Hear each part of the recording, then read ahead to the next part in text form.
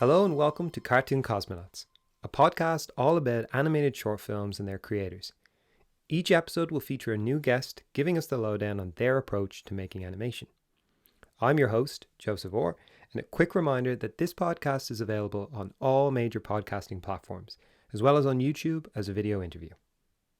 So on this episode, I'm pleased to welcome special guest Aurélie Beatley.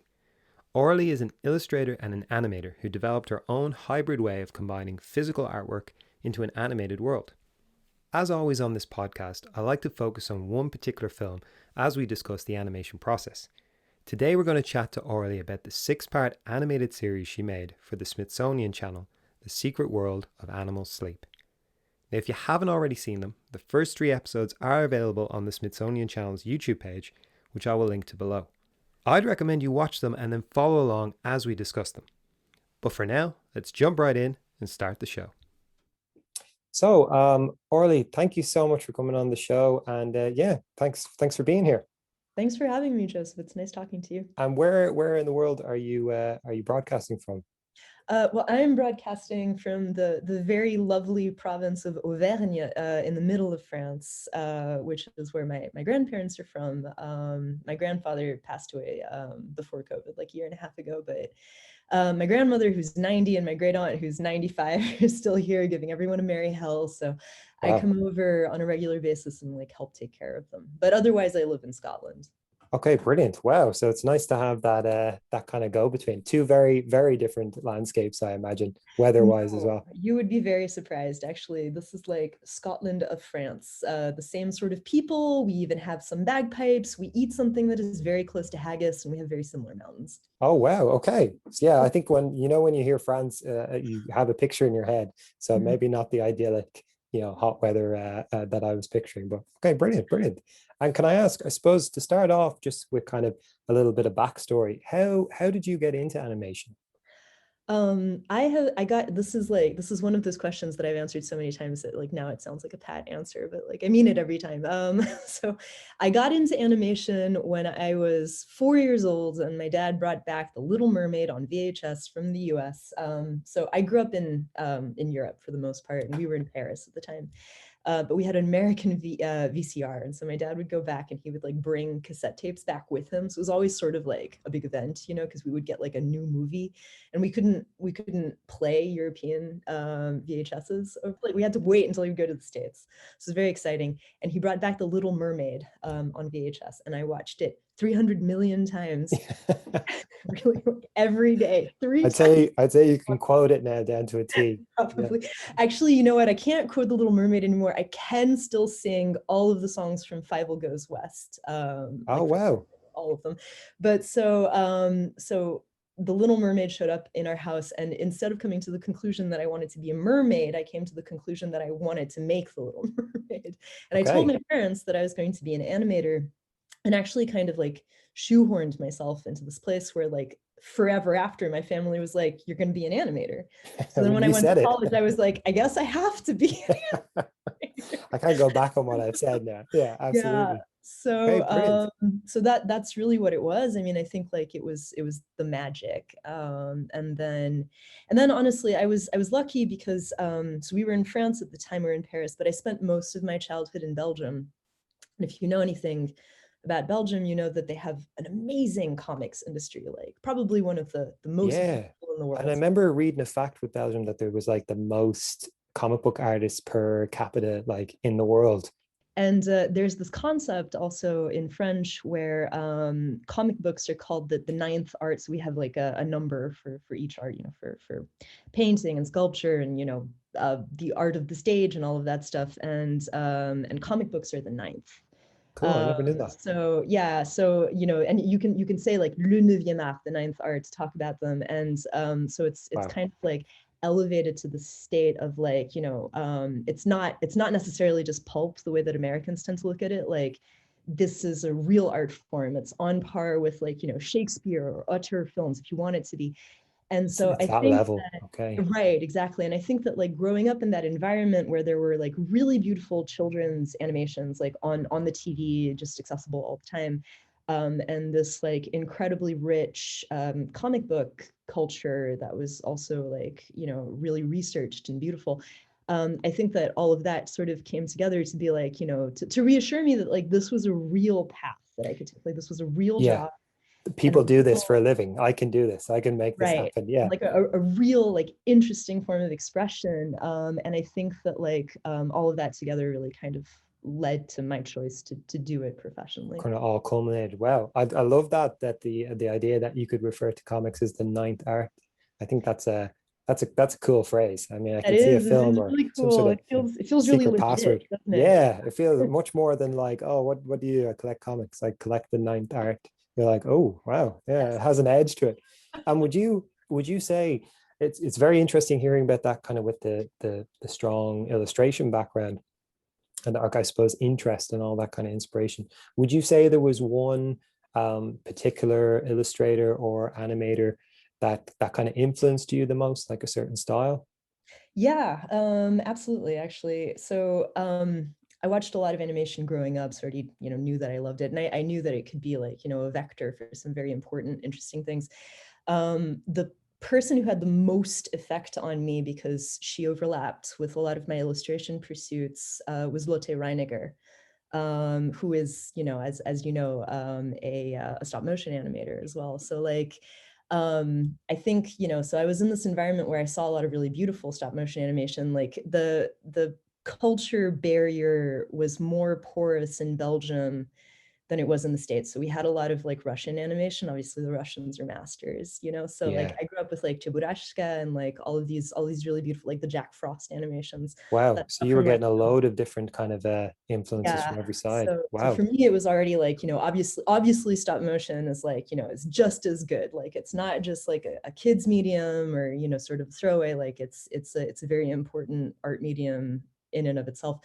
But then coming in contact with Lotte Reiniger and the fact that like, you know, she was extremely self-directed. She was very different from a lot of the other animators from that time period.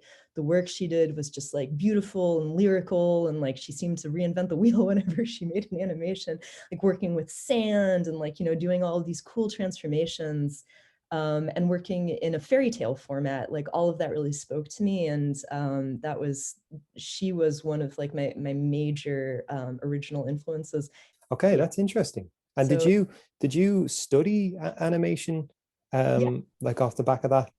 yeah, I did. So not off the back of that, like it was, like I said, it was kind of, you know, like the self-fulfilling prophecy from the point where I was 4.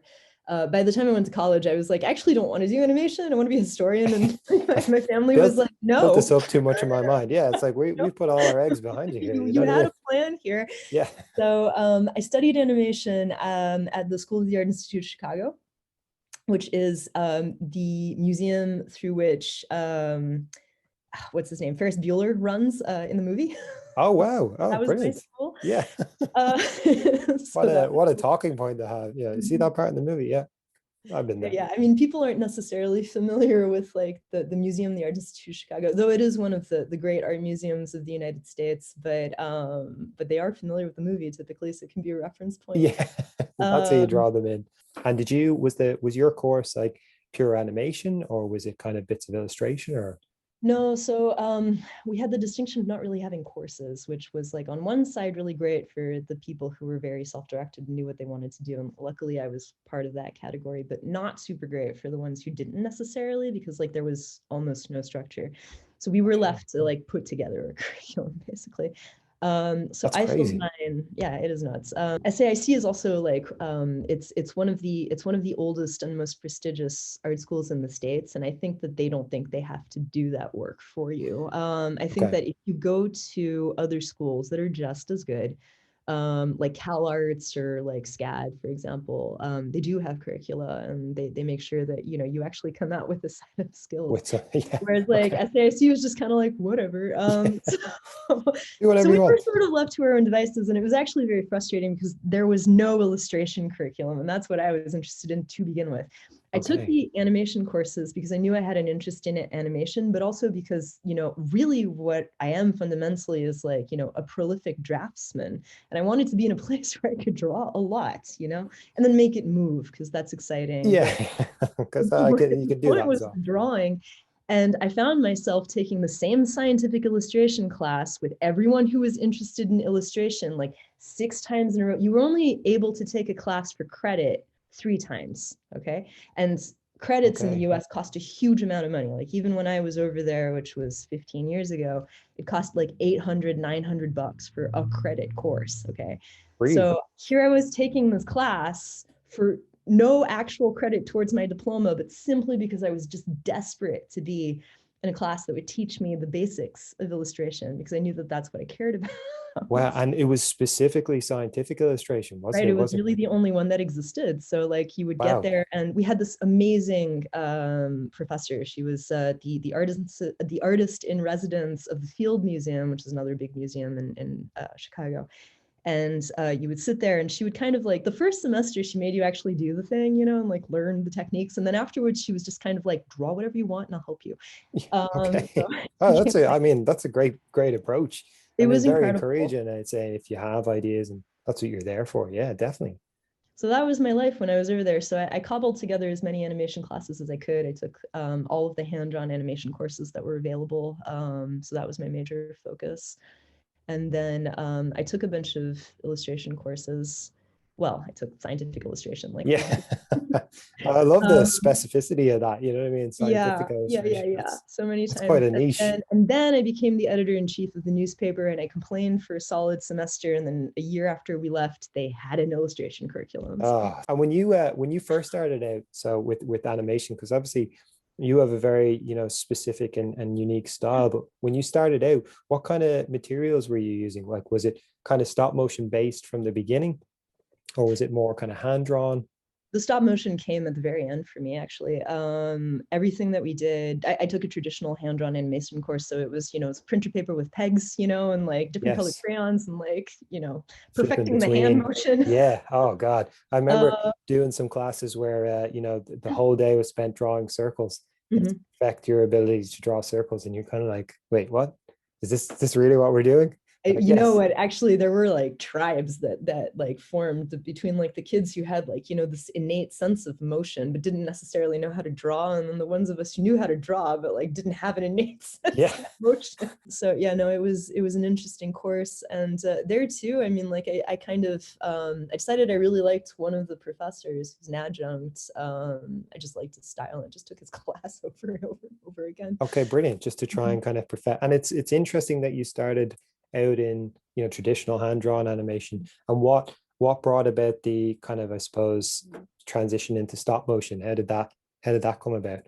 Well, towards the end of the time that I spent at SAIC, my last 2 semesters, so I guess you'd call it senior year, we also had Lisa. I can't remember her last name, but she was fantastic. She was, a fantastic like stop motion professor. But I'd never taken her classes because obviously like the pass fail requirement for animation was quite onerous. So like for the hand-drawn classes, by the end there you had to like churn out like 2 minutes of like refined animation at the end Really? of the semester, And was which was that group based or individually? no, on your own. On your own? Yeah, so we just never slept. I mean, we slept in shifts. We would be on the 11th floor of the building, this tiny classroom, slowly going crazy while someone played like Cowboy Bebop on a screen. And what would happen is we'd like animate all day long, and then we'd go and like sleep for 2 hours in like the common room that was down the hallway, and then like you'd get tapped out by another animator so that like you never lost time, and someone was always like like Oh, tapping someone on was the always table to kind be of like, churning time to go back away. to work. I'm gonna take Wow. this. So it was I mean, that's that that's felt very dedicated. collaborative. Yeah, That was gosh. really nice. I got really close to a lot of those people, and now sometimes I'll work with them also professionally, which is cool. Ah, brilliant. But so towards the end of that time, because I just didn't have time to do any other forms of animation if I was going to get the requirement done by the end of the Okay. semester. And towards the end of my time there, I noticed this puppet class, and I thought, that could potentially be cool. Maybe I should learn something new. and I fell in love with like the ease and speed of it. Like it was just this absolute revelation where it was like, firstly, I really like making puppets. Like this feels cool. You know, I'd sit there and like get really detailed and like, you know, You can kind of fuss over them a bit, and yeah, there is a like, nice you know, holes in my fingers with the wire and stuff. Like it just, I really liked the process. And afterwards I could churn out, and like, not a good one, but like I could churn out an entire animation in a night, you know, I mean, like it's magical. Yeah, it is. I Um, think there's a really great sense of like gratification when you're working with stop motion, because yes, yeah. obviously I know like any medium, you can put a lot of effort and work into, you know, detailed background lighting. But I think for just here's a character, like here's a toy car, I can make that drive across the screen, you know, Mm-hmm. in a couple of minutes. Now, Mm-hmm. yeah, it might look a bit choppy and maybe you want to add in a set, but there's enormous sense of like, you know, you do it and there it is, you know, it's moving Right. out in front of you. So yeah, Right, there's because like with all of the goodwill in the world and even cutting all the corners that you cannot do that with hand-drawn animation. And so I remember just being like, you know, my God, this is fantastic. I mean, this is a great, like, you know, even if I'm not going to use stop motion as like my final product, this is such a great testing ground to just see what I want and actuate it, you know. and get a feel for Um, it. Yeah, so absolutely. that felt really good. And I, you know, I did kind of get like lost in I like process very much. Like process Yeah. makes me happy. So making a puppet made me happy. It just Yeah. felt very like comforting in a way. And seeing like, you know, sometimes it's completely, you know, from your imagination, sometimes it's inspired by something, but taking something that's largely in your head and Mhm. using, you know, materials, sometimes it's just scrap, you know what I Yeah. mean? It's bits of card, bits of paper, something off a pizza box, and Mhm. giving something that has life, whether it's a character or a set. Yeah. It's a really great feeling, you know what I mean, to take it from that to that. Well, and you know, the other thing too is that like the mode of it, because this is, I'm talking about like paper puppets here. I never got into like, you know, 3D puppetry. It was really interesting to me, but I just never had the time, never got into it. So so I was still working on flats basically, and it really worked very well for the kind of material that I was interested in, which was largely based on medieval art. So all of the stuff that I did in hand-drawn animation, I just like animated the Bayeux Tapestry for 3 years. Like that's what I did. So just like, Okay. you know, these marching soldiers, and but like very flat representations, you know, Mm. very, very Well, I sideways. suppose, especially soldiers like that, there's a very nice kind of like natural sort of rigidness to them, you know, because of the Absolutely. Yeah. armor and the marching. And it's Right. actually great that you mentioned that, because that leads me nicely to sort of the next section, which I kind of picked two of your films to focus on. One, you're very kind to share with me from your kind of earlier works, the age of Scandinavian expansion. And it's great because I love, there is this real thing that when you start out, I think you're like, okay, no, this is just test footage. And now I'm going to get to my real stuff later. And, you know, you kind of like hide that, like, no, that never happened. But there's a really nice thing when you're able to, you know, chart a course from where someone is now to, you know, where they started out and see all the little bits. And I suppose just before we get into that, just kind of in general, is there, do you like to kind of script and storyboard for your films in general in advance, or are they more kind of in your head, say for a project like this? No, yeah, I have to plan them. So so for the vast majority of the projects that I've worked on, I haven't actually written the script because I've worked with like either clients or like, you know, within an organization where someone else, an expert, was brought in to write. Okay. But I do have a couple of projects ongoing where I have scripted it out, and I've scripted it out the way that I would for TV, so it's very rigid. And then the storyboarding is an absolute must for me. I mean, like my poor, sad, broken ADHD brain cannot without a Yeah. storyboard. I don't Okay. like structure, but I need it in order to get anything Needed done. to have it. Storyboarding is quite important to me. I will sometimes deviate from my storyboard when I decide that there's something better to do, but it's actually quite Yeah. rare that I do that. Usually the initial plan ends up bearing out. Okay. And I think it's a great point that you mentioned there, because I think in my experience anyway, it's so much easier to deviate from even an initial plan. And I Mhm. think you always end up, if you do deviate, with a slightly better idea. Whereas for me as well, when you have nothing in front of you and you're kind of like, okay, I guess I'll just do this. You know, you haven't Mhm. road tested it. And when you storyboard, would you like kind of hand draw the storyboards, or would this be Yeah. something that you, yeah, okay, Oh, brilliant. yeah, no, I'm a draftsman before I'm an animator, and I'm an anthropologist before I'm anything else. Honestly, I really kind of consider myself an anthropologist who happens to make videos, but like, definitely I think of myself as an illustrator more than I think of myself as an animator, despite the fact that it's what I do Yeah. professionally. Okay. So the drawing is very comfortable and very easy for me. The animation, less so. I And was kind of shamed into it, to tell you the truth, because I worked in TV for such a long time, and people would be like, Game of Thrones like draws these like beautiful hand painted storyboards. They look like okay, Star Wars really? tie-in novels. And I remember looking at them and being like, I have to up my game somehow. Yeah. Oh, it's all, isn't it so depressing when when you say, "Oh, I do storyboards," and you're kind of looking back 3 years, and then you'll see these beautiful, like making of, art of books from movies. I have a whole I shelf of them, know, like and you're the looking Alan at them King going, stuff, and it's yeah, just and you're like, like, "These are storyboards." You're like, "Nah, what the?" It's stop like, it. Like, who has time? Yeah. yeah, that would take me years to do. I was like, no, and you're just slowly hiding your own, going like, "Oh no, I don't do storyboards." Actually, I was like, "Oh, okay." Well, And when because I you, didn't want to lie when I told people that I did storyboards for jobs, I just got like more detailed so I could be like, I do really. yeah, there's the ones you keep to yourself and the ones you show off. Like, oh yeah, this is a storyboard I do. Yeah. And when you were first kind of starting, or when you use, say, pure paper to do an animation like the Scandinavian expansion, was there a certain kind of camera setup you had, or kind of software you were using, or how were you Oh my doing it? God, it was a million years ago. So it was we had like your typical like down rig that you could like adjust up and down, and Oh, the okay, brilliant. cameras were like I can't um think of the name for that now. I know I've seen them. Yeah, it's pointed down and you can kind of adjust it up. yeah, and Oh, you can brilliant. sort of like incrementally adjust it up or down. And then like there was a very rudimentary light setup that we could use. We were paying almost $1,000 a credit, so they had to They give had us to give you something. Yeah, something. yeah. Had to pretend like they were a real school. So we did have the rigs, and then what we used to stitch everything together was Toon Boom, like a million-year-old version, like the Tyrannosaurus Rex of Toon Boom, whatever it was, like back in 2007. Really? Okay, brilliant. Which I remember it being really clunky, and I think it's gotten a lot better, but it was like ancient Toon Boom. So put that together. Mhm. Okay, brilliant. And so for this, just to kind of, were you, say, the soldiers in different parts, you were making them out of paper, and were you kind of, I noticed that they have kind of joints. How are you attaching the joints and stuff like that? Well, actually, I taught a class on this for the Curiosity Festival. So the way that I was taught to do it was to take like very thin gauge wire, the sort of wire that you use in jewelry making. You can either get it can either be like silver or like copper plated, so it's got like a sort of a golden patina. Some people like to hide that, but I always thought it was kind of cool looking, so I just always left it.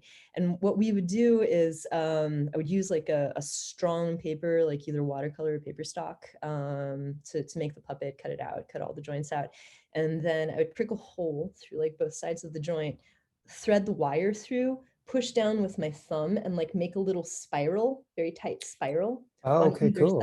Wow. And so like that would make an articulation that was very tight, but that still moved, and that would block when you left it in place. Oh, brilliant. Uh, So it would stay, like, it's rigid enough that it would yeah, stay in place, but fluid yeah. enough that you can bend. Wow, Yeah, just that's cool. imagine like making a very tight spiral of any fine gauge wire, like that's gonna stay that way It's going to unless you stay. like pull it Okay. out. That's interesting, because yeah, that's one of the things that I always look at. There's so many different combinations sometimes, and Mhm. when you're doing a low budget to no budget film, you don't have the luxury of, armatures and blah blah blah. You're looking at blue Yeah. tack or tape or wire and stuff like that. So no, that's Yeah, no, great. that wire thing is really great because it's probably I've tried a whole bunch of different things. When I taught this class, I gave them the option if they couldn't find wire on a short notice, to use like needle and thread. But you don't get the same articulation as you do, and like I don't really recommend it. Whereas like that technique is like really easy, cost effective, and Yeah. super effective. Like And it can. that's the thing that's most important. I think the frustrating part is, when you say with the thread, you do all that work and then it's kind of unraveling. And Mhm. each step, the character is getting looser and looser. And you're like, Yeah.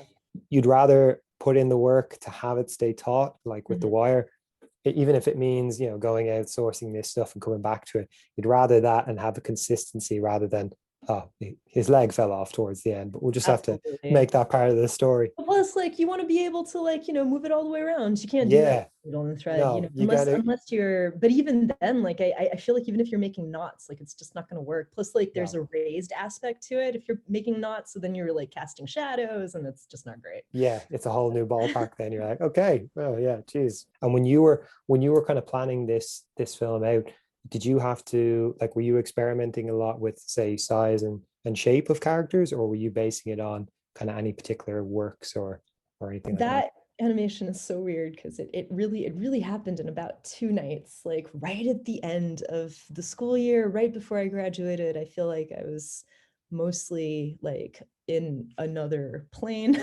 Okay. I wasn't completely awake for most of A it. higher level of existence Very there. strange place. And it happened almost by rote. So as I said, like I'd spent about 3 years drawing the Bayeux tapestry over and over and over again. And that tapestry has such a specific iconography, and it's immediately recognizable to anyone who's ever seen it. I'd spent so much time looking at these soldiers and these colors that I could draw them in my sleep. I mean, like I would draw them on the back of like menus. I would just doodle them on the corners of walls. Like they were Okay. So it was like, like almost like muscle memory. You kind of knew how to do these so characters. when I Okay. did the thing, I was just kind of like, this is what's happening. And Yeah. that's I exactly what mean, happened. why not utilize all this built up muscle memory I have? No Absolutely. experimentation. It was just kind of like, Okay, well that's amazing. And I mean, I suppose in a way, without thinking about it, you've done the legwork in terms of, not, I suppose, intending to do an animation necessarily, but that was in your mind and clearly there's an interest in it.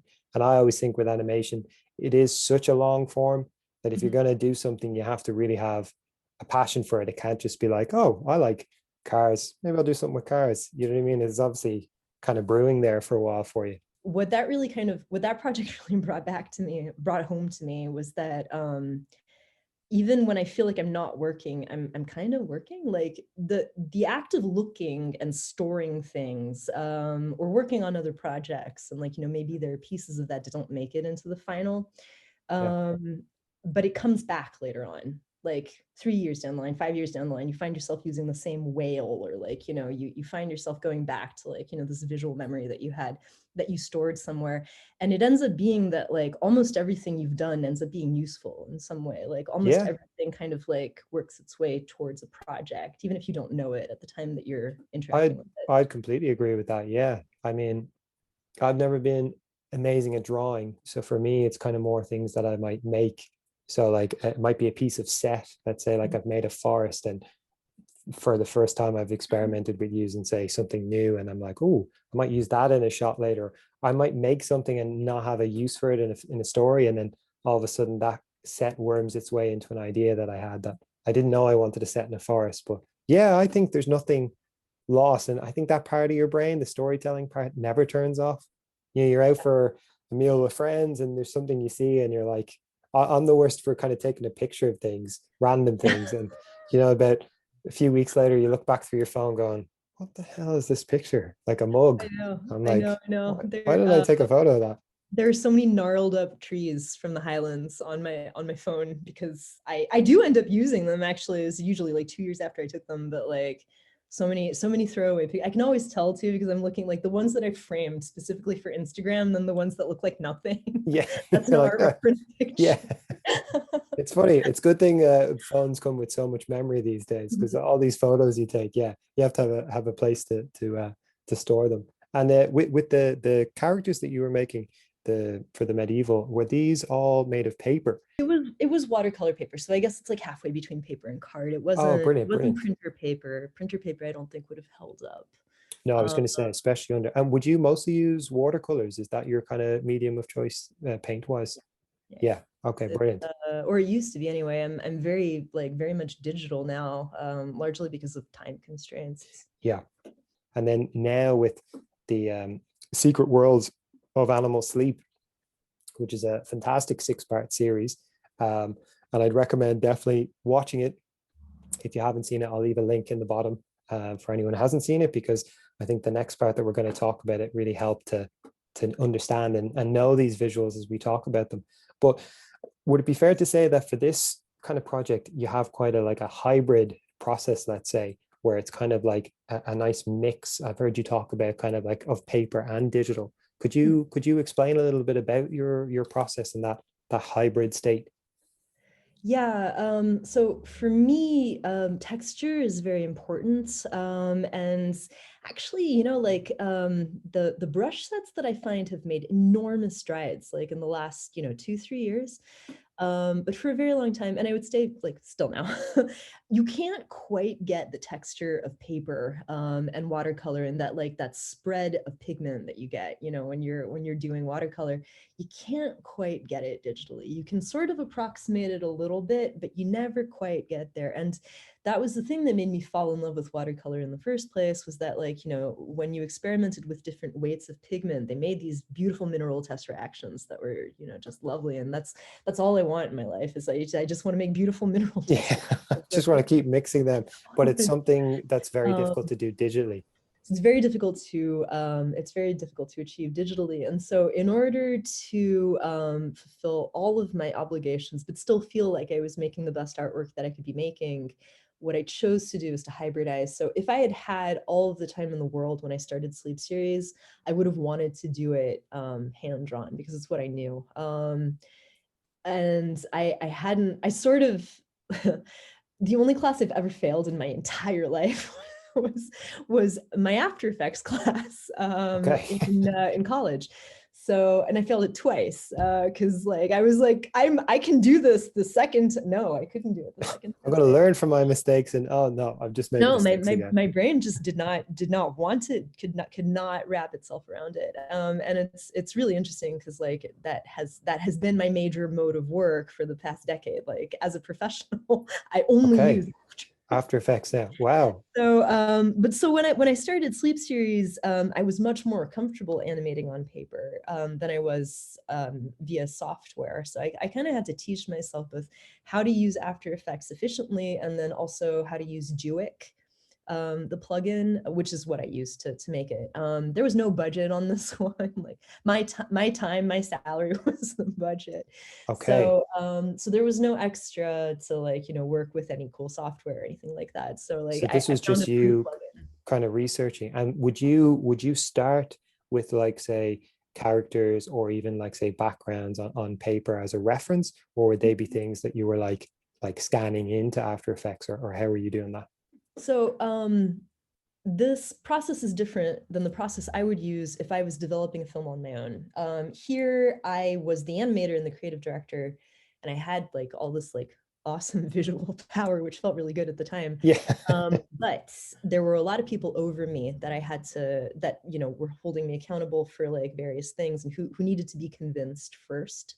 Okay. So instead of the typical way, which when I'm making a film for myself, I'm testing things out, and I do typically start with characters and things like that. Yeah. I'll sketch out what I want to do, but it's really for my own visual reference. In this case, I had to come up with a whole bunch of visual materials to convince the higher ups this was a good idea, that we should continue with this, Okay. and to kind of give a proof of concept. Yeah. In this case, the development was very little about me testing things out or making up characters, and more about this is gonna be it, this is the character, and my worries about it are completely secondary. But how do Okay. I convince the EP of digital media that this is what we This is should be doing? viable. And was this a case of, so when this came across your desk, are you kind of working for them at the time? Was this for the Smithsonian? Right. Uh, So I've had a weird career too. I was on staff at Smithsonian Channel for 6 years. I got laid off last year, right in the middle of the pandemic, which is super oh awesome. God, sorry to hear that. No, it's fine. They did me a favor, but and that wasn't Smithsonian. There was an acquisition. CBS was acquired by Viacom, and they just kind of slashed and burned entire channels. So I fell prey to that. But Jeez.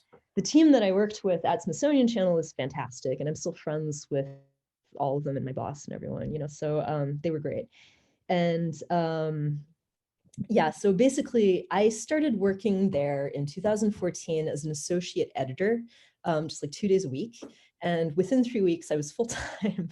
And my boss had figured out that I could do animation because I'd done some for the Smithsonian Institution, which is a completely different thing. They're Okay. associated with each other, but But they're separate. but they're separate. So the channel is a TV channel, and it was a joint venture between these museums that make up the Smithsonian and CBS, which is a big, like very old American broadcasting. Yeah. Okay, brilliant. And is it a case of, for them, does this kind of idea come across your table? Is it like, is this something we can do? Or how do you kind of get involved? They'd never done anything like this. So what happened is, so you also, like, in the questions that you sent me, you asked about producers. There were 2 producers who worked on this. My boss, who I was a direct report to, Jenna, who also did a Q&A with me for the Festival of Curiosity. She was the director of digital media at that point, so, we kind of had this little digital media fiefdom. I was her direct report, and, I was animator, editor, whatever. And then there was another, like, producing, there was another, like, producer who was involved in this called Anissa, and originally it was her idea. So Anissa had come from, I think, Nat Geo. It's kind of incestuous. Like, everyone in DC either worked for, like, Discovery, Nat Geo, or Smithsonian Channel. Wow. I was going to say, yeah, it's like a melting pot. Yeah. You have to have badges. That's how they know. Yeah, no, I mean, it was just kind of like, so did you start at Geo, or did you start at Discovery? Yeah, like, where have you been? So she came from this, like, this like nature background. And the idea, I think, was originally because she was talking to a scientist friend of hers who was, like, doing some studies on the sleep cycles of birds. And they were coming up with some really interesting kind of groundbreaking new science about, like, whether or not birds go through REM sleep and what that looks like when they're flying, because they sleep while they fly, which is really interesting. Okay, brilliant. So she came with this idea, and she went to Jenna, and I think, like, her initial idea was that this would be a live action show. Like, this would be like your oh, really? So it would be done a normal nature show, because that's what we did. That's yeah. We would make, like, hour-long documentaries about, like, history, science, culture, and, like, this ticked one of our boxes. And so, like, and had they done much animation up until this point, or because I know they had never done any animation at all. Wow. So what happened there is that Jenna, who is marvelous, decided, like, well, I have this animator on staff who's completely untested, but I have this animator on staff, like, how about we make an animation? It'll break us free from a lot of the constraints of live action, where we can't show the dolphin's brain, we can't show what it might look like for a bird to be sleeping. We don't have, like, this we don't have all of the power of imagination that you could have when you're drawing it. And she had hired me because she liked one of, like, the folktale animations that I did for Smithsonian. And she was kind of like, you can do this. Like, you have the art chops to do this. We'll give you a weekend. Go for it. Like, oh, okay. So she knew it wasn't going to take a weekend, but it ended up taking a lot longer than she thought. And I was actually pretty good at, like, at managing the expectations there, because, like, I think that a lot of people, who'd watched Bones were like, oh, I know how art works. Like, you give it to the artist, she inputs an algorithm, and something comes out the other. Churn, and it comes out the other side. And were they like coming at it from the very beginning with 6 parts, or was it just one part, like, just to do with birds? Like, when they initially conceived it was 6 parts. And the reason for 6 parts was because we had just launched, we were in the process of launching an OTT app, and we just launched on Roku, and the carousel was, like, 6 slots long. Okay. So she wanted to fill a carousel with some animation. That's what dictated it. That's crazy, isn't it? Yeah. I love hearing about these, because sometimes it's so hard to decide on a number. I think whenever I think of episodic stuff, my mind still harkens back to, 24 episodes, 22 episodes a season of different things. Whereas nowadays, modern television and modern things, you can have a 3-part series, you can have a 12-part series. So I'm always curious to know where the numbers come from. And that's crazy that it's like, here's 6 slots on a carousel. Right. We need 6 episodes. Yeah, no, like on the app, on Roku, and on Amazon, there were 6 slots. And so we were like, okay, we'll do 6, and so that's how sort of arbitrarily the series happened. It could have been 5, it could have been 8, but, like, depending on, wow. Yeah. And we didn't start with the birds. The birds ended up being episode 2. We started with the giraffe, and the giraffe was the first thing I ever drew. So I had this really great arrangement with them, where I had been a freelancer before they made me staff. And also they paid me so little compared to everyone else that they couldn't really argue with me. So what I did is when they converted me to staff, I asked if it would be possible for me to continue coming to France for like a week or 2 weeks at a time every 3 to 4 months, because I had elderly grandparents that I helped take care of. And they said, okay. And so Okay. I drew the first proof of concept, the giraffe in the savannah, like using that style with the watercolor on paper in this tiny little cramped hotel room in Caen. While Wow. I was on my way to go see the Bayeux Tapestry. And then like I took a picture of it with my phone, I sent it back, and that was That's how the that started. that ever happened for it. That was the first piece. Brilliant. And was that like before you kind of start on that, is this something that they're asking you in terms of like, obviously they're very confident in your as of yet unproven sort of animation skills in that realm, but is that something they're saying to you, like go away, have a think about how you're going to do this and come back to us? Or how are they No, kind of no. no, literally we sat down in Jenna's office with Anissa and Jenna, and Jenna, who I was slightly afraid of at the time, she was my boss, was Good like, level you of fear is can do always that, and I yeah, was like, yeah, I can absolutely sure. do this all on my own. And then she was like, cool, okay, so we're gonna do Giraffe in the Savannah. You're gonna draw the giraffe. I'm going to run it up the flagpole to Joseph, big boss, with all of the rest of our plans, and then we'll get started. And I was like, absolutely. God. And I I think mean, I had like, I don't know, 3 days to like, come up with that initial image. okay, so you put all that together in the initial 3 days, and then I mean, it's great that level of confidence in like you can do this. Go away. Here's 3 days. Come That's back to how me. Americans are, they're just kind of like, Here's a time frame. Make it happen. It's I think not it's because like they can fire you at will. They have like great confidence. yeah, we can either inspire or fire. That's it. That's it. Yeah. That's how Well, we and work. so, like but it's also like there's no loss for them, I mean, like they can take a chance on like a young Yeah, animator who doesn't know what they're doing. Because like if they want to get rid of you 3 weeks down the line, they can, So it's like so on one hand, there's a lot of fear about making sure that you're like actually living up to expectations. And like God knows I have a hefty dose of that. But then on the other hand, like I think I got opportunities that I wouldn't have anywhere else because of it, because of these people who were like, let's just do this. yeah, I think that's what's great when like obviously you're just in a great position where you're on staff, you're obviously trusted as an editor, you've shown kind of like little bits of animation, and to be able to turn around and go like give you time, well, very little amount of time, but also to give you that kind of space to kind of go here, not just like here's some storyboards that we got made, turn this into a film. Like Yeah. I think there must have been a great feeling of having that sense of control at the start of like here's a blank canvas, like Mhm. draw, draft, Savannah. What's your impression of that? Exactly. And it was communicated to me pretty fast that like I was just going to be in charge of visual. Like the credit that I was going to get was not just animator, I was going to be the creative director of it. Like I was in charge of Wow, visual, all of that's it, amazing. And that was really cool because it gave me all this latitude to make, these creative decisions that I wouldn't have been able to make if I'd been Yeah, working with someone over top of me trying to give me, because I've done that a lot too. Like I've worked with producers who have no idea how to produce animation, but who know what they want. And they're yeah. like, they're kind of forcing you to make tweaks. And then at the end, they're like, oh no, this isn't what we That's not what wanted. I wanted. Like, Yeah, I want more no. trees. But I suppose yeah, with that comes a lot of pressure, but also a lot of freedom and a lot of control. So you were the sole kind of animator and creative director on this. For the first 3 episodes. So I all of the artwork you see is mine. Everything you see I drew, like that, all of it, there was Brilliant. absolutely no one else there. And all of the scenes that you see I came up with as well. Like those are my storyboards, and I built all of those sets. But for the back 3 episodes, for Strange Slumber, the Arctic ground squirrel episode, which is fantastic. I just love it. And then the baby sleeping, I had an alt animator who was working with me, Okay. and he's fantastic. His name is Aaron Wendell. We went to school together, and we brought him in. I brought him in because like I couldn't make it happen fast enough. Yeah. The series got made in 2 years, but I was also making other projects while it was happening. So like While that we, was we happening. still had Wow. shows that we needed to promote.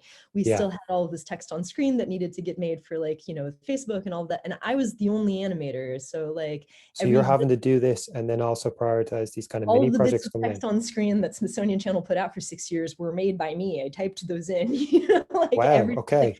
So it's so like here's your day job still, but also get that series done. I was Is working it like 80 hours a week for a while there. really? Yeah. It was like I was sleeping at the office during final finish as well, like just babysitting renders that took forever because like Jesus. these are older, this was all made in 4K and it was Yeah. made So on an the older render time. system. I was on a laptop for the first year of that production.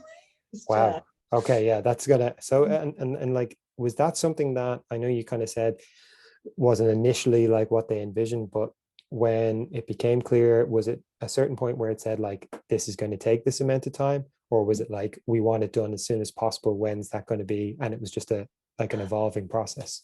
So at the beginning, it was really kind of like I think they were laboring under the delusion that it would be made in like six months or something like that, and I was like, no, it won't. No. Like it'll take at least a year. It'll probably take more. Yeah. Especially if you're the only one working.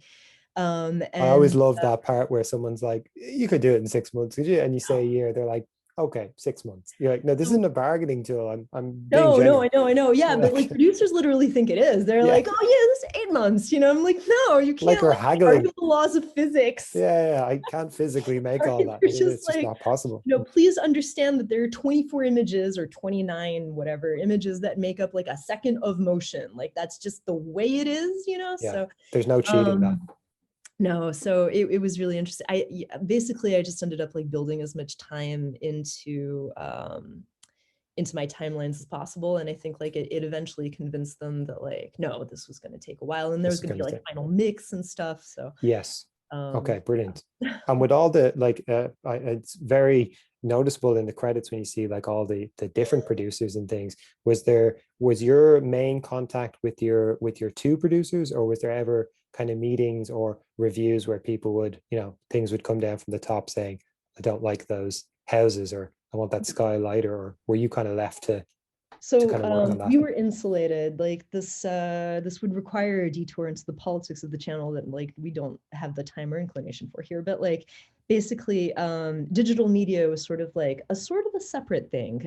We kind of Okay. always did our own thing because we didn't appear on linear, right? So we weren't like on the TV station itself. We were going to show up on the channel. We Okay. lived on the internet and we lived somewhere else, and we had a different demographic that we were hitting as well. Like the people who consumed us were a lot younger than the people who watched the channel.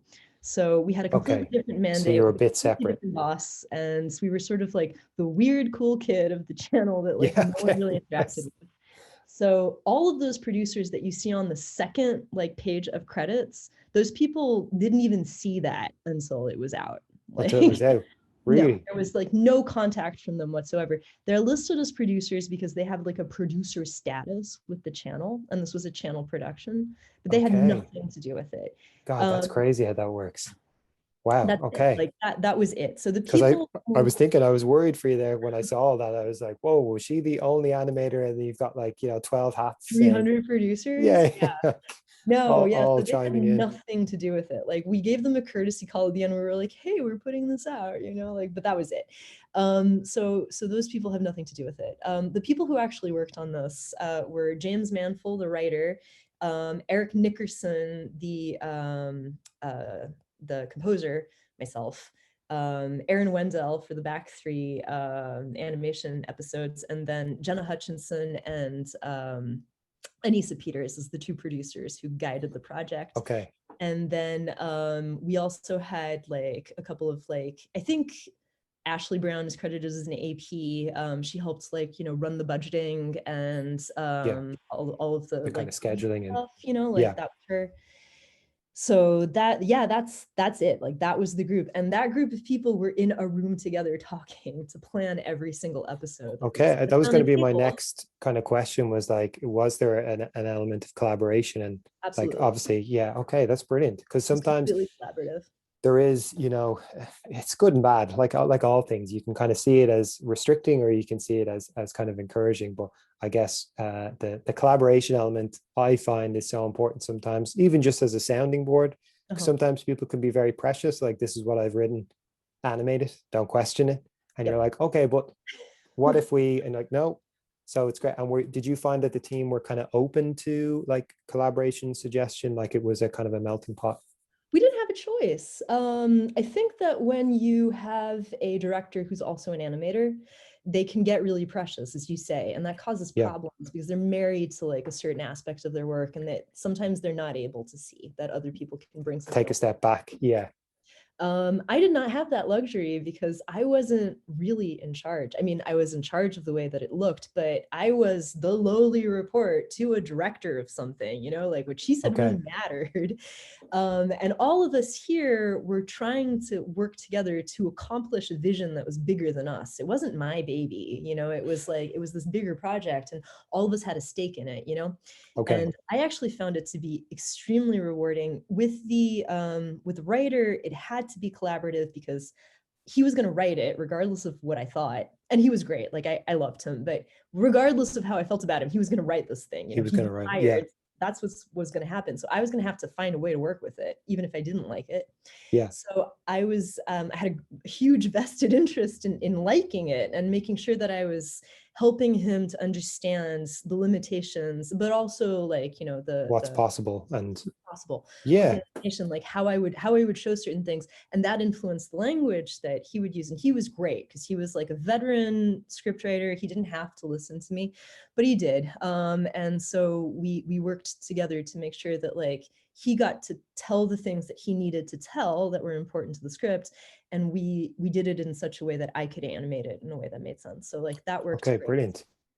Just And because then sorry, no, and then no, yeah. Eric was wonderful. Like Eric is my favorite person in the entire universe. Like great composer, totally understood what we were talking about when we were like, we'd like sort of like Bjork meets like Peter and the Wolf. And he was like, Okay. yes. And that was the kind of pitch he was working off, because that's one of the things I was going to ask, was that as someone like who makes animations myself, music is such an important part. And I know it's such a cliche thing to say, but it really does help breathe life and just kind of gives things, a tone. And when it's bad music, it really drags the animation down. And even just bland music can kind of kill something, where you're like, you put so much work in. Did he have any kind of like inside track into seeing the early visuals, or Yeah, he was was in the room with us while he was in the room from the beginning? he saw the storyboards, Oh, and then brilliant, he saw brilliant. every step of the illustration and like the animatics, and he was composing at animatic stage. We weren't even waiting until I like actually started Really? Wow. animating. Okay, that's brilliant. So what would happen is that like we made the decision not to do any Foley, both for like budgeting and time reasons, but then he kind of added in like a layer of Foley. There are little dings that happen at like certain times. And so in order to do that, he had to have like an idea of the timing, and then he'd refine it. But we had this like totally seamless collaboration where he seemed to understand exactly the kind of music that would work for the artwork. So Wow, that's amazing. And I it mean, was I mean, great. that's a gift, because sometimes you put this, feels like your baby, in someone else's hands, and they can be a spectacular songwriter, a spectacular composer, but it just doesn't fit.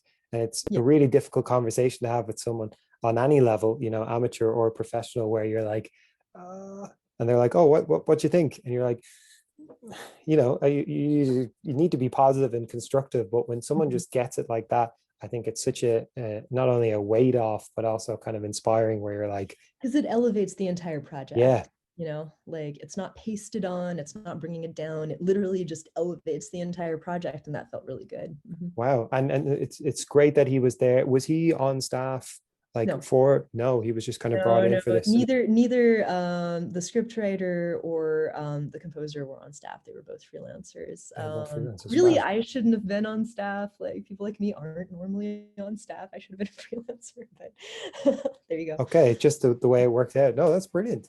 And Mhm. I was going to say as well, one thing that I really loved about this series was just the level of detail in them, Mhm. from foreground to background. And there's I've watched them a couple of times, and there's a lot happening, which I love being able to kind of go back through an animation and kind of like focus on a different area. Were Mhm. you working with many different layers, Oh, from foreground to background? that's why the renders were so painful. So I don't think I completely answered the question that you asked about like the hybrid approach that I was making, but basically like I was drawing a lot of these backgrounds or at least the textures on paper and then scanning them in to Photoshop. And because I have like an archival background, I was probably scanning them in like at a higher resolution than they ever That needed I to be. need. So, like these Okay. were like big clunky files. And then I was bringing them into Photoshop and I was like, yeah, like 130 layers in order to like get one of those scenes down. Really?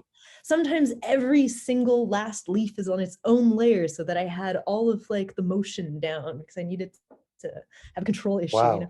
So Okay. I'm a bit of a I was nutcase. gonna take a guess at a number of layers, and that was not it. It was gonna be a lot lower. Now, like I just finished a bunch of illustration for a magazine. I'm not even prepping it for animation, which is where it gets like really layer intensive. And I'm clocking in at like 78 layers for one of the Really? drawings. So yeah, it's Wow. No wonder the render time is quite long. I was like, so I that's did my best to like, to composite everything together. Sorry, is yes. that even how you say it in English? But anyway, and like reduce the size and everything, but like it wasn't But perfect. that's So what you need. But no, and I love hearing about that because I think it does, like for me, just as someone who didn't really understand the process, like I remember when I first saw it, it had such a paper-like quality to it. But there was also some things that were just very, I knew had to be done on a computer just from looking at it. Or if they hadn't been, I was like, what kind of witchcraft is this? no, it's too Uh, smooth. yeah, how are they doing that? Never any Uh, lighting problems. yeah, you're just like, but yeah, it's really interesting to hear about the different layers because you kind of, I suppose you have an idea in your head of like, the main things that are moving and is everything else just, but for you, it was important to as many layers as possible to help, I suppose, give greater control and also greater Yeah, and also movement. because like there's some subtle parallaxes in some of them in order to keep it moving. There's that super annoying transition effect where everything slides sideways. And for that, everything had to be like, or at least all of the elements of like the foreground and the background and like the character had to be on their own layers in order to like slide correctly. Yeah, I was going to ask about that. Um, Was that your choice to have things not cut, but to I gave them a and what I wanted were just straight cuts. yeah, I felt like that worked better, and that also like made my life easier. I hope Jenna doesn't watch this because she doesn't know this. But like, I gave them the option. Is you when you work for producers or when you work in like in a TV channel or in media, what you have to do is basically like when you're coming up with options for the client, which is usually your employer, you make like a good one and then you make like two really shitty ones that you don't want them to yeah, so that you kind of like direct them, yeah, like like oh maybe this is this one, a good one. Yeah. yeah, It's got like an 80% success rate, but like in okay. this case, they really liked the sliding motion. And I was like, God, because it was so much more complicated to do that. Yeah, but I was going to say, like for me, again, just like sitting back as someone who was just watching it, I was just really intrigued. That was my first trigger that this wasn't. If Mhm. this was a paper animation, this was the most elaborate. I was like, what kind of sets? Where I'm look like we're going through a maze, but there is that just brought it up a level for me, just in terms of like the production value of it. So even though it probably cost you a lot more work, just the transitions were It was an absolute nightmare because, like, remember, I would animate, 3/4 of a thing, and then I'd do like two other projects, and I come back to it like a month later.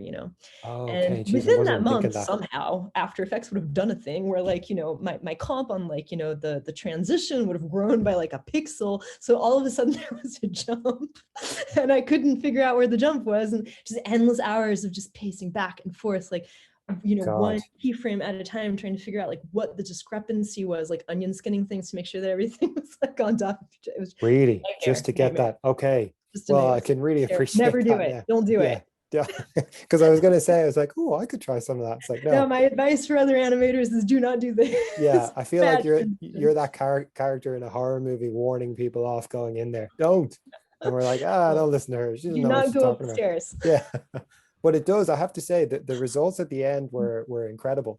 They really were. And I heard you.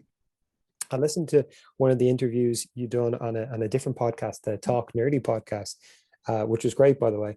And you were talking about the kind of research for the different animals.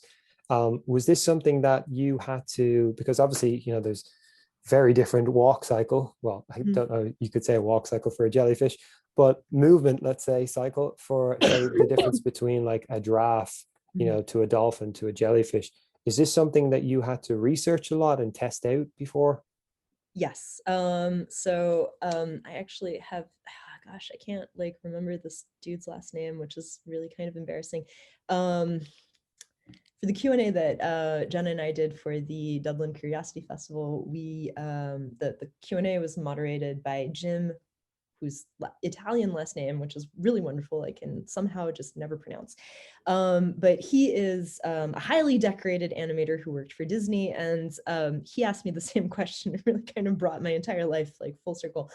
So I remember when I was a kid watching a documentary about the making of the Lion King, and I remember like, seeing like they would go out to zoos and they're all like sitting in a line, like, drawing the animals. I'm pretty sure that that was like entirely for show, and then no one ever like that during study. But like there were also like all these shots of like animators and sound stages, like on sound stages, like down on all fours, like testing out the motion.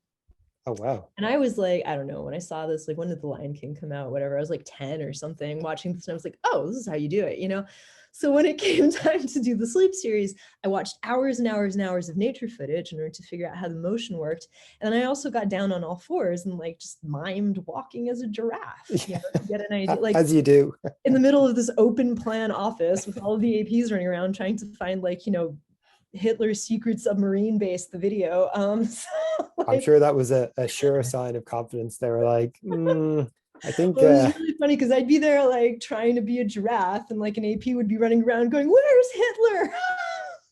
Wow. Pure pandemonium on that floor. Really you wouldn't want to be a stranger in that office going, "Do I have the right place?" Yeah, they're all a little mad in here. So yeah, bunch of nutcases. Yeah, that's how you make TV. But so I did a lot of that, and it was really kind of related to that video of the making of The Lion King that I saw when I was a kid. And so when I was doing the Q&A, Jim, who was nominated for an Oscar for The Lion King, specifically was like, how did you do the research?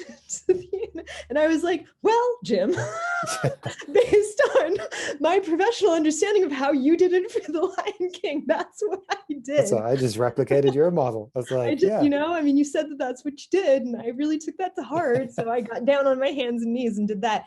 And he seemed to think that was a little weird. So I don't... Wow. Okay. So maybe that's I think that video lied. Yeah. But I have to say, it was really helpful to get like a physical impression for like how the motion worked. I think it made me feel better about like animating volumes and making sure that the weight was there. So yeah, because I have to say, like, I just couldn't get over for such a small series how many different animals. I know your focus is on kind of one or two, let's say, in the actual series, but there's so many like little cameos from different animals, all with very different kind of walk cycles or signatures. So I was just looking at it going, even that alone, you'd want someone just researching character movement if this was like a bigger team. So that was kind of all down to you. And was there one in particular that was like very difficult to get the movement of? The giraffe, I think, was probably the most difficult. The giraffe. Okay. Oh wow, I wouldn't have guessed that.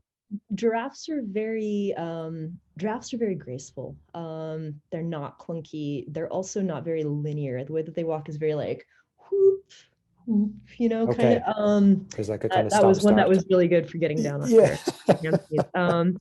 It was very, you couldn't do it with like a prepackaged walk cycle. You couldn't rotoscope it either. Like it never felt flowy enough. And there are issues with a lot of that animation. I mean, like I'm all alone animating and I'm not the greatest animator in the world. So like, there are bits that like that kind of, that don't feel naturalistic. And so because I wanted people to be able to suspend disbelief, the hero animal had to move correctly. Like it just had to, in order to kind of distract from all of the other tiny errors that were happening. And you don't want that one bit to be the bit you're looking at going, no. Yeah, exactly. And I don't want, and you have like what, like 2 seconds to convince someone to watch your video. They won't even watch it till the end, but like 2 seconds to convince them not to click away from it immediately.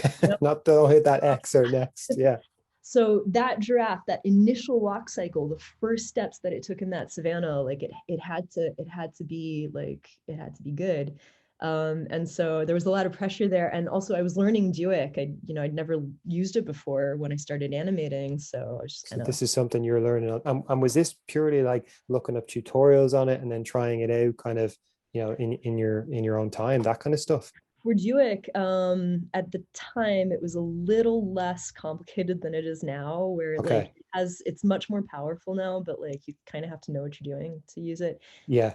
Back in the day, It's so funny how that goes, isn't it? yeah, It's like things get better, but they also get far more complicated. You open up an interface and you're like, holy God, I don't know yeah, where to exactly. click Well, here. so like now, I talk about this a little bit in the podcast that I did with Cara Santamaria, but like they have these different like presets for different kinds of animals, and the way that they link up for like plantigrades, digitigrades, stuff like that, Oh, brilliant. So you can Um, kind of use that and then sort of adapt it a little bit but based on. actually, that's kind of a little bit more complicated because you have to make sure that your drawing is pretty naturalistic in order for that to work, or else like you end up with like a crazy giraffe that kind of like walks into the Okay. spider.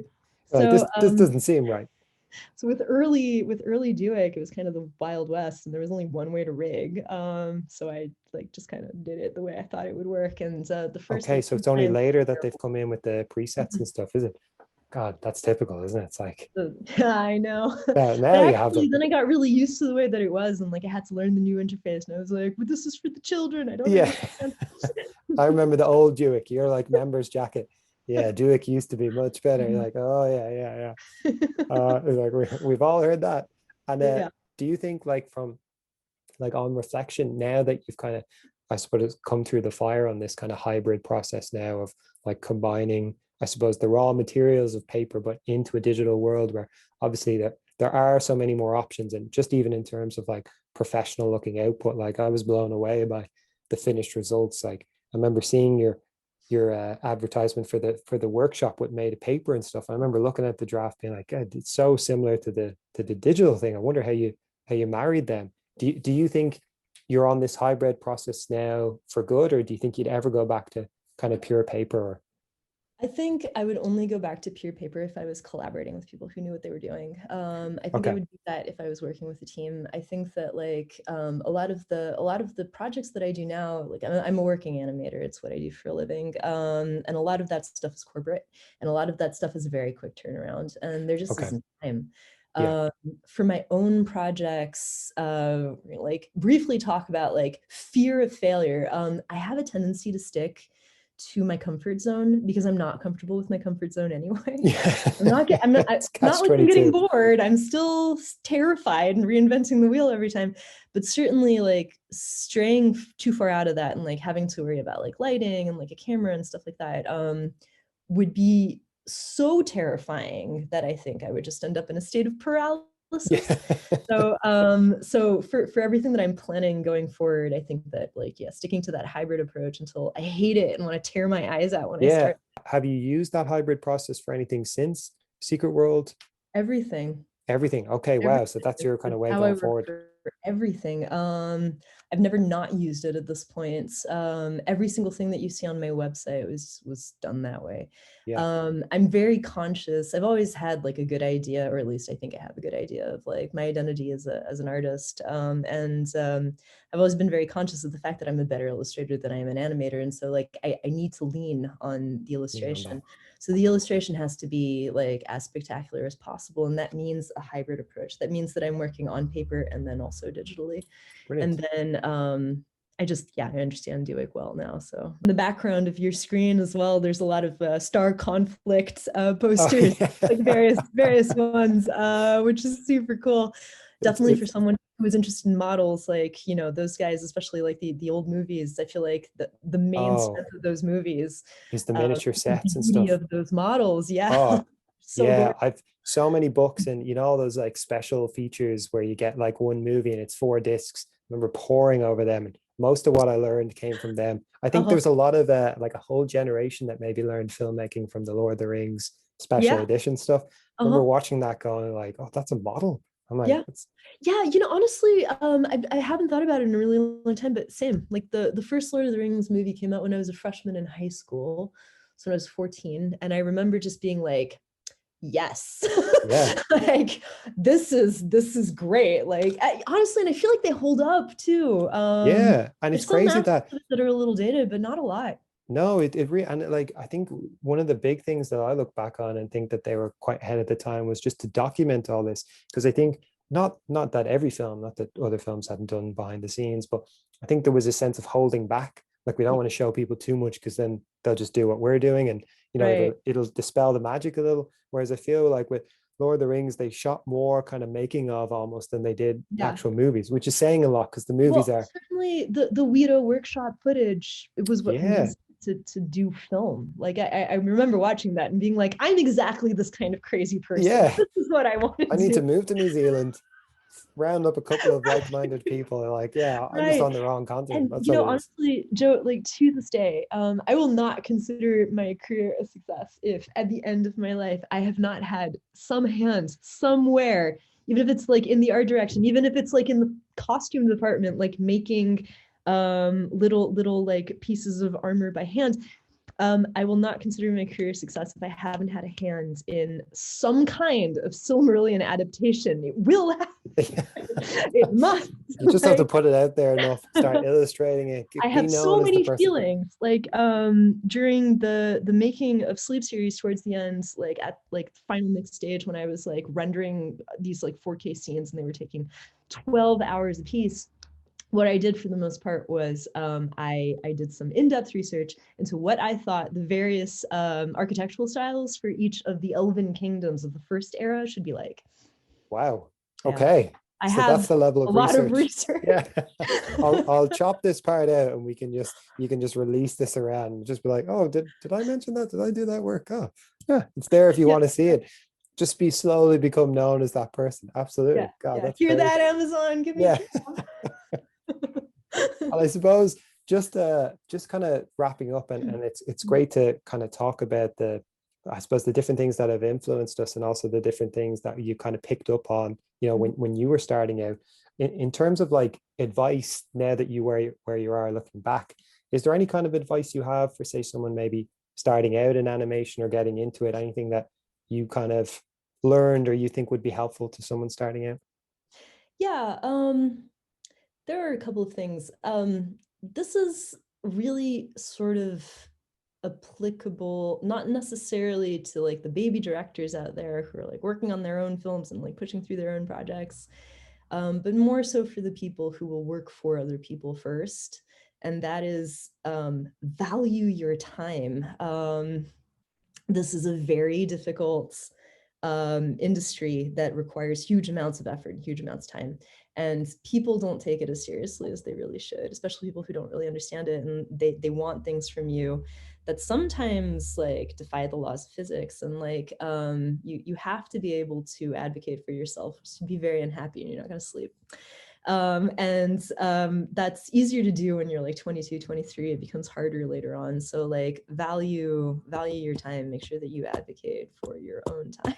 Okay, no, that's, I think As that's, someone who feels like I got really exploited for a long time. yeah, no, I think that's so important because there is this sense of like almost exactly like you were saying with the secret world of sleep. And I don't think a lot of the time it's malicious. I think just people go, you know what? Oh, I could film a dog running around in circles in 10 seconds. So you could animate one in what, 20? And I Mhm. don't think there's this appreciation for it. No, like frame by frame, this isn't like a used car dealership. I'm not trying to haggle with you to, make it seem longer. This is the amount of time. And I think people who are green lighting these things don't always understand that. They kind of have yeah, of course you'd say that, but Yeah, yeah, yeah, yeah. I And need it quicker. I mean, especially like in the big animation hubs, like if you move to LA, which is what a lot of people I knew did. Most of my career has been defined by the fact that I refused to move to New York and I refused to move to LA. So like it's whatever's left in the middle, that's what I'm doing. That's where I am. That's what's happening here. But those industries can be extremely exploitative, and like I don't think that it's like it's knowingly malicious, but certainly like they'll try to wring every single last ounce of work out of you. And the thing that I've always found a little bit disturbing is that like up the hierarchy, the ideas people, the producers, the execs, whatever, they make a lot more money than the artists do, and like you're the one who's making it. So I've been in a lot of meetings where people are be like, yeah, it's gonna be a lot of work, but we're gonna buckle down, we're gonna make it happen. Whenever I hear that, it always kind of makes my ears prick up, because it's kind of like, who's gonna be doing Yeah. it? So is it Can you you? elaborate on that we word there? Yeah, Is it specifically. you? Yeah. So I feel like, yeah, there's so my advice would just be like, value your skill set, value your time, and make sure that you continue to check in with yourself, Yeah. and make sure that you feel good about the stuff that you're doing, the people you're working for, because if you don't, there are other places that you can Yeah. work, and there's yourself. You can also work for yourself. Yeah. So. No, I love that. I think that's great advice. And is there anything that because I know from just speaking to loads of different animators, they all have kind of different ways of working. Is there any particular kind of thing or way that you like to work in terms of like a specific time of day that you're, most functioning at? Do you listen to music? How do you like to work? I definitely listen to music. Working this is a difficult question for me to answer, not because it's a difficult, because the answer is difficult, but because like I haven't fully worked out the kinks of my process. So as I mentioned briefly earlier, like I have ADHD, and obviously that makes working difficult. Like Yes. like there are some hurdles there that I think that like some, more neurotypical people don't necessarily deal with. So I deal with like crippling amounts of like not just art block, but just pure paralysis, like complete like, executive dysfunction. So I have a tendency to just follow the serotonin and work when I can When you can. work, which Okay. kind of ends up being like I've gotten to the point where I'm tired of not doing the task, and my brain has melted, and it's 9 o'clock at night, and I'm going to sit down, and I'm just going to do this I'm just gonna, for okay. 12 hours Yeah. overnight. Don't recommend this to anyone. No. I'm trying to find better ways to do it, but like certainly listening to music is a must, because at 3 o'clock in the morning, when you've been working for 6 hours, you kind of touch the void. Like you need something around you. Yeah. Even So, if it's just a distraction or something, it doesn't have to be motivating. It can just be distracting. not a very good answer to that question. I hope that most people No. are not dealing with this. But like another thing that I found helpful is that like when I'm working on a project late at night, because I'm a broken person and that's all I could do, and like a deadline is coming up, what I do is I'll set up a computer and just like play a series that I already know. So I'm not tempted to look at it, but like the voices are kind of comforting in the background. Oh, okay, brilliant. I'm So gonna like a out TV myself and show. like reveal my age here, but like usually it's Gilmore Girls. So Okay. Oh, nice. And it's like I think there's something, something nice and comforting. You know what I mean? You don't necessarily want to be playing something that's horror or thriller driven where it's adding to your franticness. You need something that's, got nice music. it really depends on who you are, yeah. But Yeah. like for me, I like a sitcom is safest. Like I don't Yeah. pay attention to it, but it feels like maybe there are people there. Yeah. It creates a nice atmosphere. You're like, oh, I have friends up. Who knows? I'm Mhm. not alone. I'm not alone in this room. And as a say a professional in the professional world, do you have a show reel? Because this is something that I ask people a lot, just in terms of like, do you feel that they're important, and do you have one? Can you speak to that at all? I do have a show reel. I have a show reel that I haven't updated in 2 years, because I feel like show reels are very important at the beginning of your career and become less important as you create like a stable of clients who already know you. Yeah. So I do use my show reel when I'm trying to attract a new client, or I'm trying to convince someone to work with me, because I find that that's a really great way of like giving them a brief introduction, like a little blitz, Snapshot of like what you yeah, do. Yeah. the creative possibilities here. But certainly like over time, it's not necessary once people know you. And I have a tendency to work with the same clients over and over again. That's kind of Okay. the goal of like building a client list. So it's more important, I would say, at the beginning of your At the beginning. career. And I noticed your website is great because it is, do you ever find that sometimes some people's websites are, it might just be one page or it's a little bit clunky. I like that yours is laid out by, Everything. yeah, but I like your homepage with the kind of like, the little collage of, this project, and then you can click in on it. So like, do you ever point people just towards your website as a kind of a show reel? Yes, Yeah. most of the time, that's what I do. I'll Yeah. include my show reel like on my resume, or in the signature of my email, for example. Oh, Sometimes that's brilliant. all people want. Like when they ask for a show reel specifically, I have one to offer them. Yeah. But the vast majority of the people I work with, I give them my website. I tell them like all the videos are under the video tab, and like just have at Just it. go for it. Because I love when you're able to, expand upon a show reel, because there's nothing worse than when you're really interested in a clip of a film and then it's just gone and you're like, oh, I Yeah. want to see the larger form of that, what it's evolved But in, or everything if I've there's, ever made that I have like a legal claim to, so there's some stuff that I made for other people that I can't show, but like okay. everything that I've made is on the video tab of my website. Just kind of let people go for it. Okay, brilliant, brilliant. And I suppose this is a question again that some people have long answers for, and some people are like, I don't actually know. But is there a way for, let's say, an uninspiring day? Because any artist, there's days you wake up and you just have pep in your step, and it's like a Mhm. scene from Ferris Bueller. You're just, there's music playing and everything's That has going never well. happened to me. Yeah. Maybe that's just me. Maybe I need to get checked out. I'm But Cameron from Ferris Bueller. I'm not. yeah. Or, sorry, what's his name? Yeah, the friend with the Oh dog. yes, the No, slightly more that's me. discerning one. Is there any way that, like, do you have to kind of take a break? Do you have to go, you know what, this just isn't working out? Or do you prefer just to kind of keep at it until you get it right? Like what's your kind of coping mechanism for that? Well, it depends. So like there are significant periods of time where I cannot make myself work at all. And in that case, it's really about like staving off feelings of utter worthlessness and not about like sitting down The and doing. work. Okay. So in those cases, yeah, there's a lot of like go outside, go look at some Yeah. trees, Just stop, do something different. yeah, stop beating yourself up and like adding to the paralysis that will become completely insurmountable in about 3 days, like don't do that. So I think that there is a time when you're not too far on deadline where you can kind of like be like, it's not going to happen today, but I'm also not going to destroy myself over it, and I'm going to go and like take a long walk and like breathe some air and like reset a little bit. Okay. And then when you come to the point where you have to do the work, then I think that, well, so what I do is I immerse myself in things that I know make me happy and sort of like make me want to create. Specifically, these are historically based. If I listen to medieval music, I get a lot of images in my head because that's what I'm attracted to. Wow. And I know Okay. that that'll make me feel good. It'll make me feel in control. It'll put me back in like, in a place where I feel like You I'm can create calmer and and better. And yeah. like I've got some inspiration going through.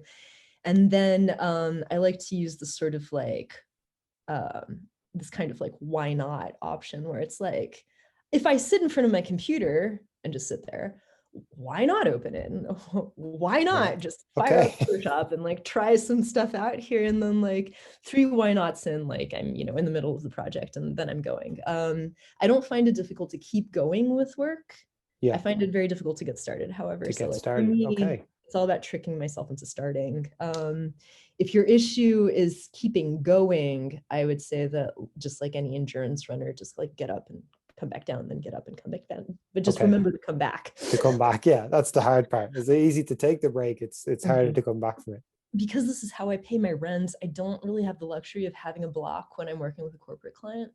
Yeah. Okay. So like they've got a deadline. It's, for example, the one of the last videos that I worked on was for the 75th anniversary of the World Bank.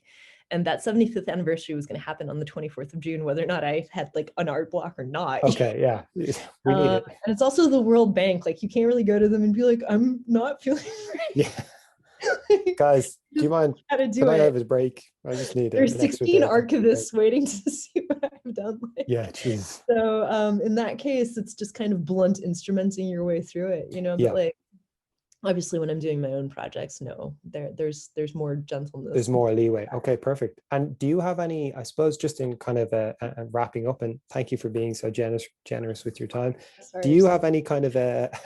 Do you have any kind of aspirations or projects like kind of your own in the works, or things that you would like to kind of work on separate to, I suppose, your own the working projects? I have a project. I have a cool project. I think it's a cool project. I'm very excited about it. I've sort of been like tooling around with it for about a year now, but I've got a character.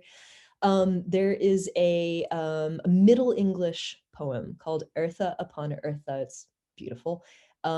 It's in that weird transitional period between Anglo-Saxon and modern English. So it's not recognizable as English when you're pronouncing it, but I find it quite beautiful, that language.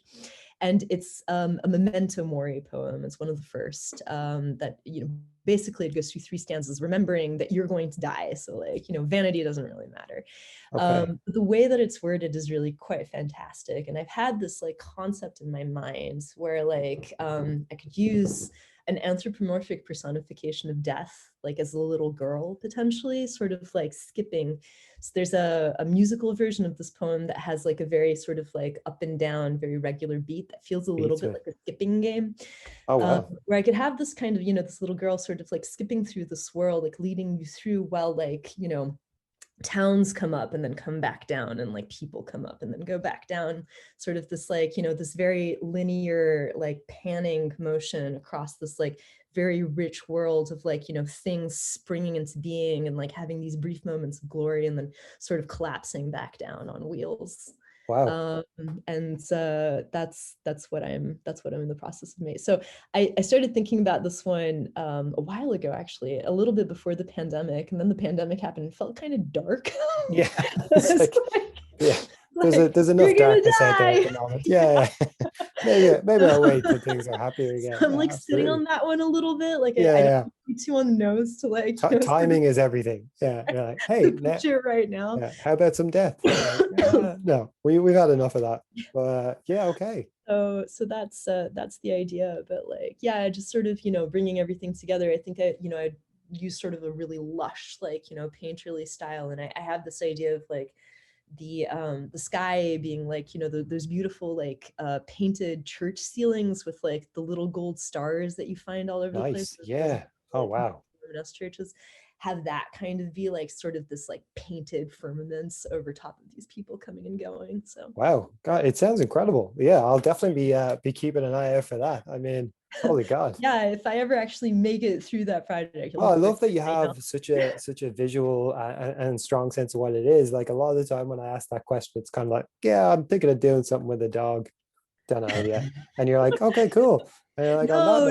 I only listen to music that takes like 5 years of Talmudic study in order to understand the lyrics. It's very much how I approach my projects too. that gives you some idea. Okay, brilliant.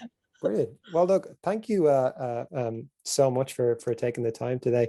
Normally I just kind of end with asking people, is there a place that people can get in touch with you if like me, I stumbled upon your work and just had so many questions as an artist, but where can people get in touch with you? Well, so there's an ask formula like on my website, which is just my name. It's www.aurelie.com, which is easy. If you go to the like about page, I think there's a contact form, which is like it's fairly easy to find, and that'll come to my email. And then otherwise, I'm on Instagram at Queradur, which is a weird spelling, but like potentially you can just link to it in the podcast.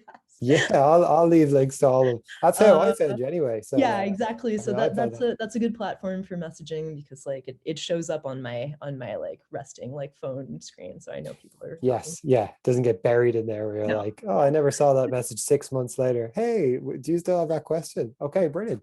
No, that's perfect. So the kind of website and Instagram, like you said, I'll leave links to all them in the kind of show notes below and stuff. But just again, thank you so much for taking the time. It was a pleasure talking to you. Absolutely. This like went on for almost 2 hours. I'm really sorry. No, hey, no, not at all. It was my pleasure. So that is it for this episode of Cartoon Cosmonauts. I'd like to say a huge thank you to my guest Aurélie Beatley for coming onto the show and talking about the series The Secret World of Animal Sleep. Be sure to check out her website, aureliebeatley.com, and you can also find her on Instagram, both of which I will leave links to below. If you'd like to get in touch with me, perhaps with some questions, feedback, or even to discuss your own short on the show, then you can find me online as Speak Broccoli on Instagram, Twitter, Facebook, and YouTube. Just look for the green broccoli logo. You can also email speakbroccoli@gmail.com. Thank you for taking the time to join me here today. I've been your host, Joseph Orr, and you've been listening to the cosmic sounds of Cartoon Cosmonauts.